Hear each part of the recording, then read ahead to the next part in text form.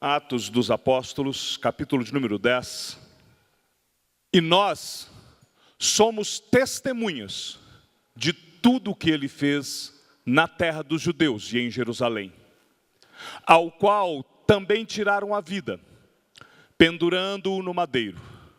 A este ressuscitou Deus no terceiro dia e concedeu que fosse manifesto, não a todo o povo, mas às testemunhas que foram anteriormente escolhidas por Deus, isto é, a nós, que comemos e bebemos com ele, depois que ressurgiu dentre os mortos. E nos mandou pregar ao povo e testificar que ele é quem foi constituído por Deus, juiz de vivos e de mortos. Dele, todos os profetas dão testemunhos de que, por meio de seu nome, todo aquele que nele crê, recebe remissão de pecados. Vamos orar? Senhor, nós lemos a sua palavra, Pai, e queremos através dela ouvirmos a tua voz, ó Pai. Queremos através da tua palavra sermos instruídos, ó Pai, e direcionados por ti, para que possamos, meu Deus, viver um cristianismo mais eficaz, ó Pai. Para que tenhamos uma vida que glorifique, que exalte o teu santo nome. Por isso, Pai, em nome de Jesus, ó Pai, que o Senhor possa agora trazer cativo todo o nosso pensamento, ó Pai, a ministração da tua palavra, em nome de Jesus. Amém. Lucas, quando está aqui trazendo este relato, ele vem nos ensinar, e nós podemos perceber muito bem, que os apóstolos de Jesus estavam aqui fazendo uma declaração daquilo que havia acontecido entre a sexta e o domingo. Eles estavam aqui muito preocupados com o que tinha acontecido e agora ensinando o povo a respeito disso. Eles então declaram, enviados a pregar o evangelho, eles testemunham a respeito do que eles tinham vivido. Você pode acompanhar, por exemplo, no texto, no verso de número 39, que e nós somos testemunhas de tudo que se fez na terra dos judeus. Eles declaram de forma muito clara que eles são testemunhas, que eles viram, que eles estão dispostos a dar a vida por aquilo que eles viram. E Pedro continua a sua declaração a partir do verso de número 40. A este ressuscitou Deus no terceiro dia e concedeu que fosse manifesto, não a todo o povo, mas às testemunhas. Ou seja, Pedro assevera que não somente ele, como vários outros, foram testemunhas. Então, ele diz sobre a ordem que foi dada por Jesus aqueles que ele chamou, versículo de número 42, e nos mandou pregar ao povo e testificar que ele é quem foi constituído por Deus, juiz de vivos e de mortos. Há algumas pessoas que são absolutamente críticas em relação à ressurreição. Mas elas se esquecem de observar que os apóstolos, aqueles que foram testemunhas e que pregavam que Jesus Cristo havia ressuscitado dos mortos, eles estavam pagando o preço com a própria vida. Eles garantiam que, com a sua própria vida, de que eles eram testemunhas, de que eles haviam visto, de que isto era um fato histórico. A ressurreição de Jesus Cristo muda radicalmente a vida daqueles homens simples. A ressurreição de Jesus Cristo fez com que a vida daqueles homens tivesse um novo sentido, um novo rumo. Eles assumem, com a ressurreição de Jesus Cristo, uma nova missão. E esta missão deles, ela muda os valores que eles mesmos tinham e através da vida deles, com a pregação, com o testemunho deles, muda os valores do mundo em que eles viviam. Foi a ressurreição de Jesus que chamou aqueles homens para poder transtornar o mundo. E a pregação deles chega até nós. Se Jesus não tivesse ressuscitado, Nós aqui talvez estivéssemos contando a história de que um dia um homem muito bom morreu em Jerusalém. E muito provavelmente, talvez nem nos lembrássemos disso. Assim como uma série de fatos históricos que aconteceram, ficaram no passado. Mas a ressurreição de Cristo, o fato de Jesus Cristo ter morrido na cruz e ressuscitado ao terceiro dia, e ter comissionado esses homens, e comissionado a nós também, ele afeta a nossa vida de tal maneira, ele afeta a história de tal maneira, que ele muda o tempo entre antes e depois de Jesus Cristo. Ele muda a nossa própria história entre antes e depois de Jesus Cristo. Porque aquele homem ressuscitou, porque Jesus Cristo ressuscitou, nós ainda anunciamos que ele está vivo e que ele mudou o nosso próprio viver. Jesus ressuscitou, nós anunciamos a Jesus e nós cremos que ele voltará. Os ensinamentos de Cristo afetam a história do mundo, afetam a ética, afetam a moral, afetam a política, afetam a economia. Os ensinamentos de Cristo trazem uma afetação total na história. E é sobre isso que eu gostaria de falar nesta noite. Porque o Senhor, o nosso Deus, o nosso Pai, Ele nos conduz a vivermos e percebermos a realidade da ressurreição. Como o apóstolo Paulo já diz na carta que ele escreve, quando ele fala, se nós crêssemos que Jesus Cristo fosse alguém somente para este mundo, somente para esta vida, nós seríamos os mais infelizes de todos os homens. Se Jesus Cristo não tivesse ressuscitado, nós não teríamos esperança nesta vida. Mas porque Ele ressuscitou, nós precisamos perceber e viver na alegria, na certeza de descobrirmos Cristo nesta ressurreição. A Páscoa, ela tem perdido sentido. Tiraram o significado da Páscoa no comércio. E muitas das vezes as celebrações da Páscoa estão ficando vazias. As pessoas não estão percebendo o Cristo da história. Elas não estão vivendo o Cristo. Elas não contemplam as riquezas da eternidade que a ressurreição de Cristo nos concede. Então, eu queria mostrar nesta noite algumas áreas da nossa vida que precisam ser afetadas através da certeza da ressurreição de Cristo. E a primeira área da nossa vida que precisa ser afetada é que a ressurreição de Cristo, ela precisa afetar o nosso entusiasmo. Lembra da história dos dois discípulos no caminho de Emaús? Eles estavam numa estrada que levariam eles para uma aldeia, e eles ali, nesta caminhada em direção a Emaús, nós não sabemos por que eles estavam indo para lá. Só sabemos que para lá eles se dirigiam. Eles pensavam a respeito da morte de Jesus, qual que era o entendimento da sua própria fé. Eles estavam fugindo de Jerusalém, desanimados. Eles acompanharam Cristo, acreditaram nele, olhavam para Cristo como Messias. Jesus Cristo morre, eles têm a notícia de que ele ressuscitou, não confiam muito. Então eles fogem de Jerusalém totalmente desanimados.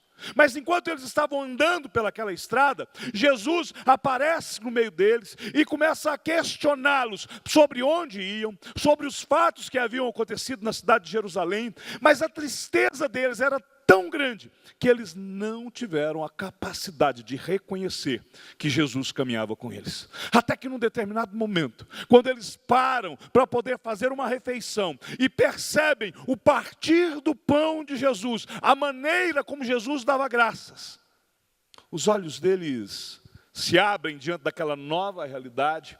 Eles percebem que de fato Cristo havia ressuscitado.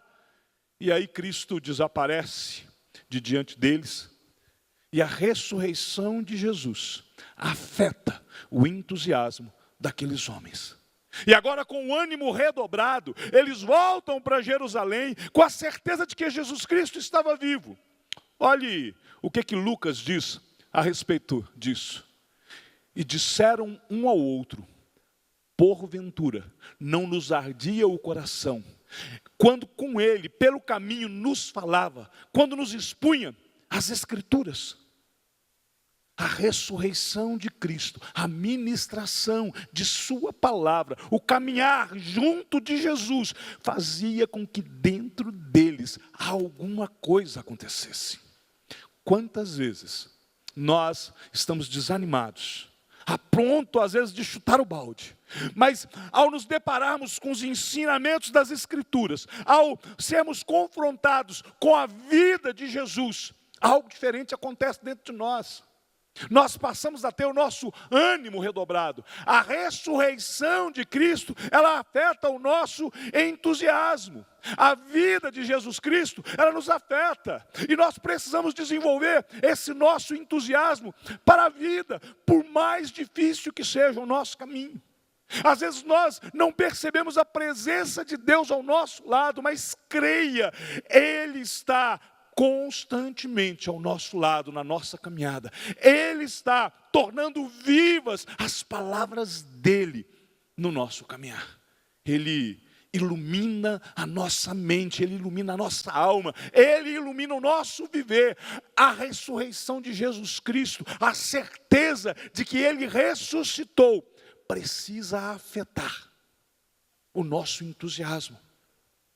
Nós muitas vezes percebemos muitos crentes, cristãos, que estão apáticos. Sua vida cristã completamente apática. Já não fazem mais diferença. Já não tem mais a alegria da salvação. Ele ressuscitou. E se Ele ressuscitou, Ele voltará. A certeza da ressurreição de Cristo, a certeza da presença dEle ao nosso lado, precisa afetar o nosso entusiasmo de tal maneira que nós mudaremos o nosso modo de viver. Porque a ressurreição de Cristo, ela também precisa afetar a maneira como nós vamos lidar com as pressões. O apóstolo Paulo, ele fala de um tesouro que havia dentro dele. Era a vida de Jesus. Paulo fala a respeito de um vaso de barro. O resultado de possuir este tesouro, esse tesouro dentro de nós. O tesouro é Cristo, nós somos os vasos de barro. E aí nós podemos observar, nas palavras do apóstolo Paulo, como que isto afeta a maneira como ele resiste às pressões. Acompanhe comigo. Segunda carta de Paulo aos Coríntios, capítulo 4. Em tudo somos atribulados, porém não angustiados. Perplexos, porém não desanimados. Perseguidos, porém não desamparados. Abatidos, porém não destruídos. Levando sempre no corpo o morrer de Jesus, para que também a sua vida se manifeste em nosso corpo.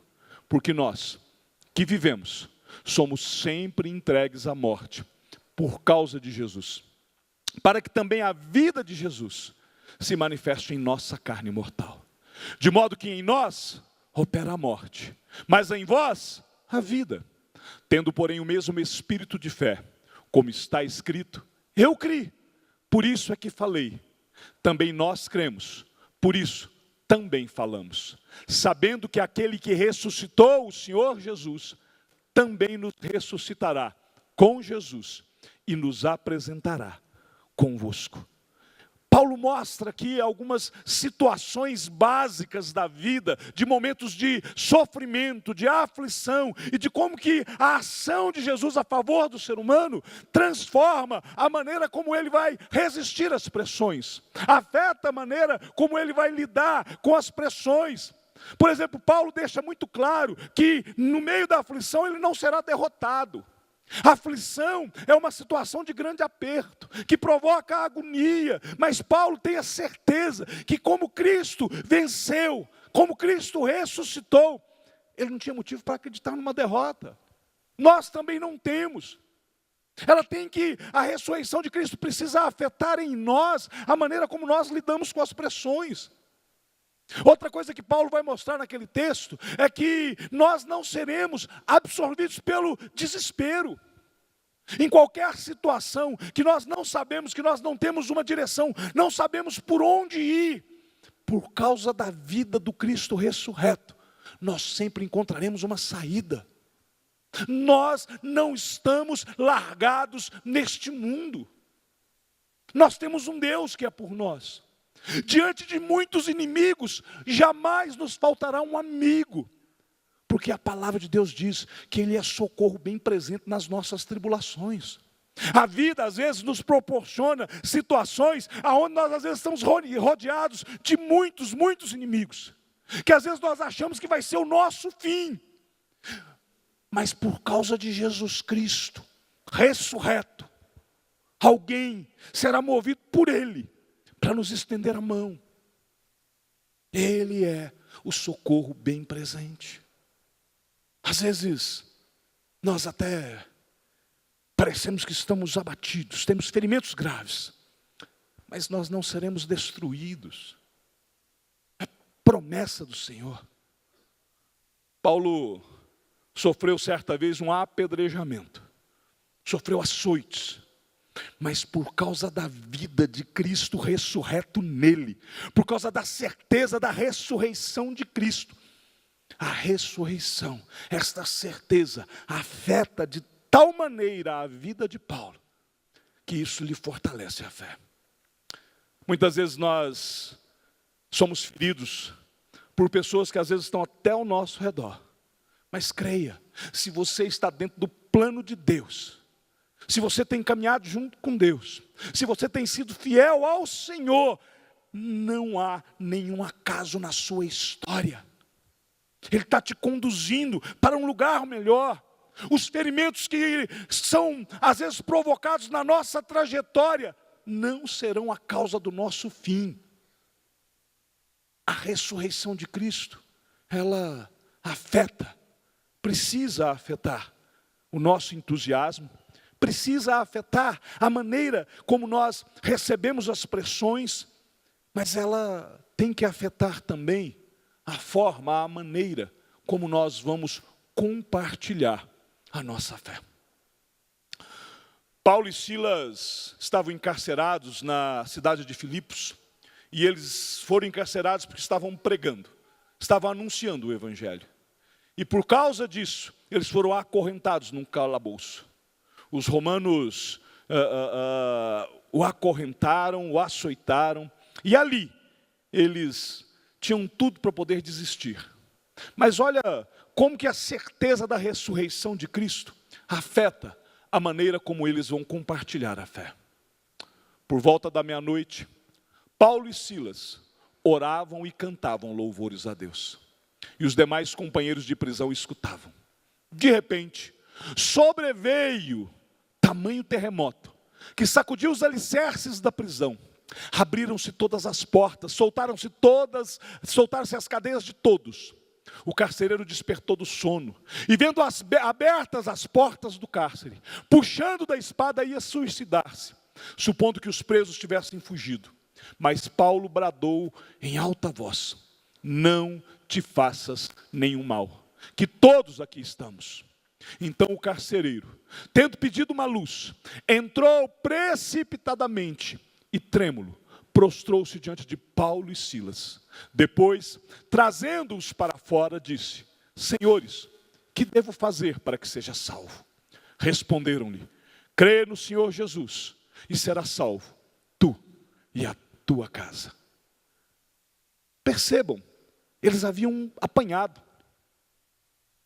torturado, estavam ali presos, mas a certeza da ressurreição de Cristo afeta de tal maneira o modo como eles deveriam compartilhar a própria fé, que eles no cárcere, ainda feridos, pouco depois disso, o carcereiro vai lhe lavar as feridas, vai tratar deles. Ainda feridos, eles oravam e cantavam, testemunhavam dentro da prisão, para os outros encarcerados, a fé que eles tinham.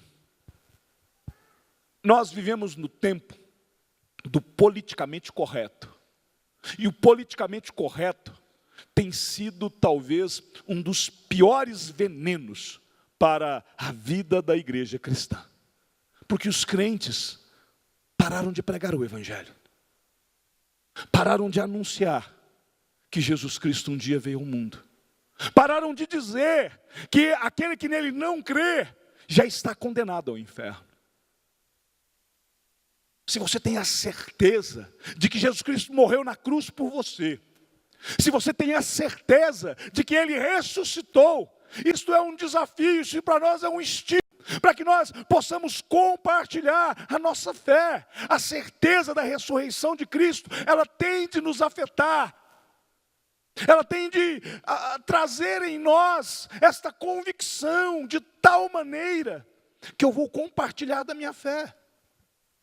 O carcereiro reconhece o poder de Deus na vida de Paulo e Silas. Ele não tinha motivo para duvidar. Por quê? Porque eram instrumentos de Deus. Ele viu o que Deus fez por eles. O que foi que Deus fez para a sua vida? De que maneira Jesus Cristo transformou a sua própria história? Isso tem que te afetar. Compartilhar da nossa fé deve partir daquilo que Deus fez por nós. Cristo transformou a nossa história. Ele transforma Paulo, de perseguidor, num apóstolo.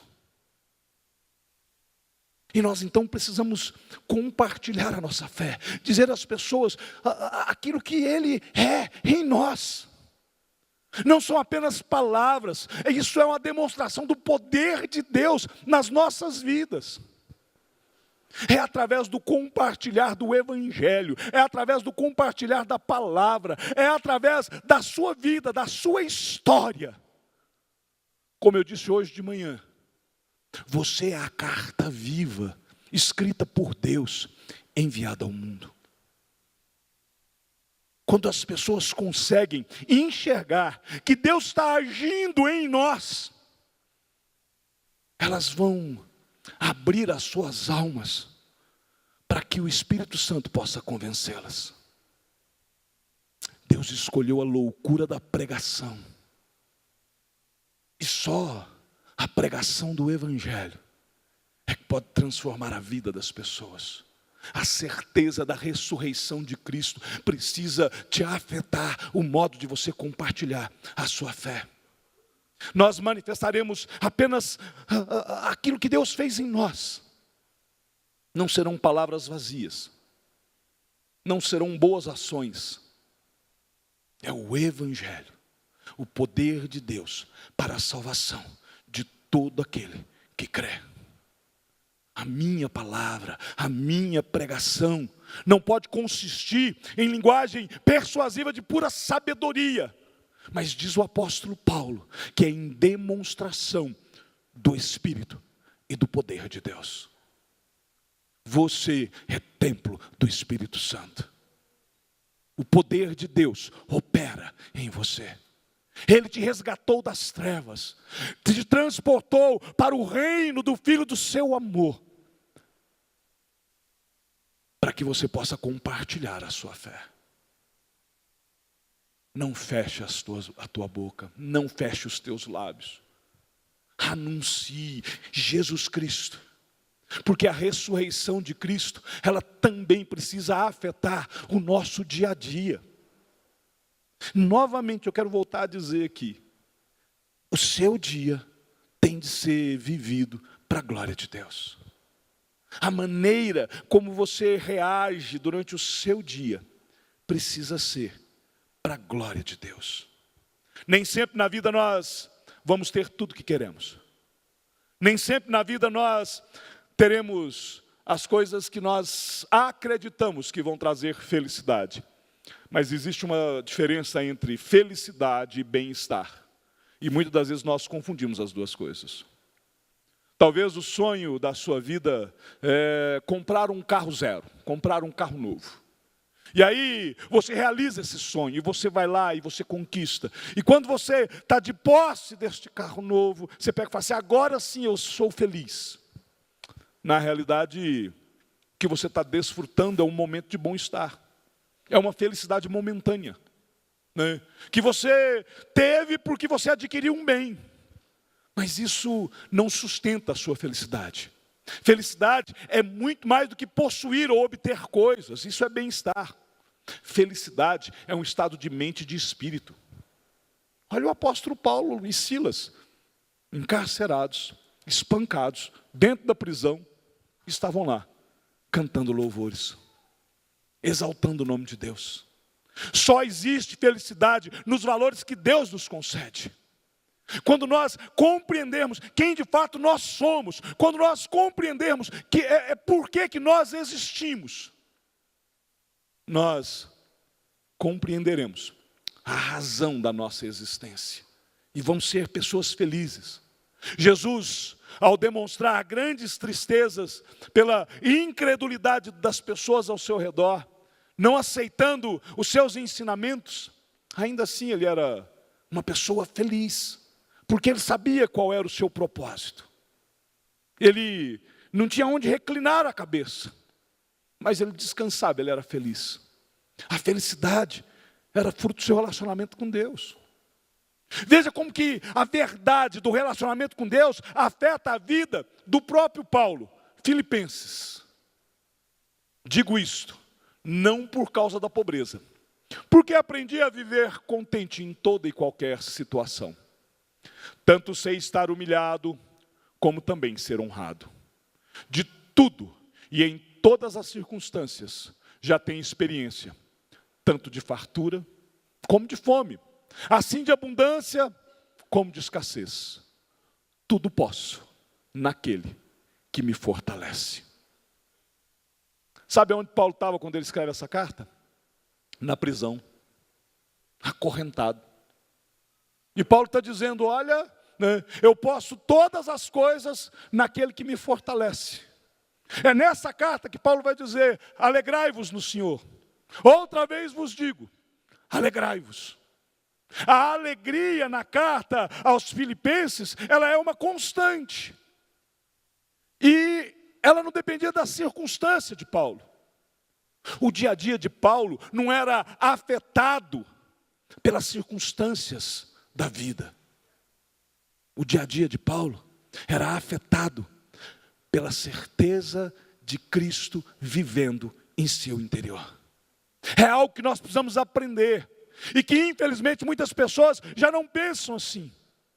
Hoje as pessoas, o testemunho das pessoas às vezes é algo absolutamente triste. Ele diz assim, porque eu era assim, assim, assado, agora eu entreguei a vida para Jesus e agora eu tenho um novo carro, eu tenho 2 carros, eu tenho uma nova casa, eu agora fui promovido e tudo transitoriedade, são coisas. A questão é, eu era pobre, perdido, pecador, sem Deus, sem Jesus. Mas a partir do momento que Cristo se tornou uma realidade na minha vida, a partir do dia que Ele nasceu dentro de mim, e que eu agora passei a andar com Cristo, fui transformado por Ele, a certeza da ressurreição afetou a minha existência. E tendo o que comer e o que vestir, eu estou absolutamente contente. A certeza da ressurreição de Cristo afeta o nosso dia a dia e também afeta a nossa luta contra os nossos inimigos.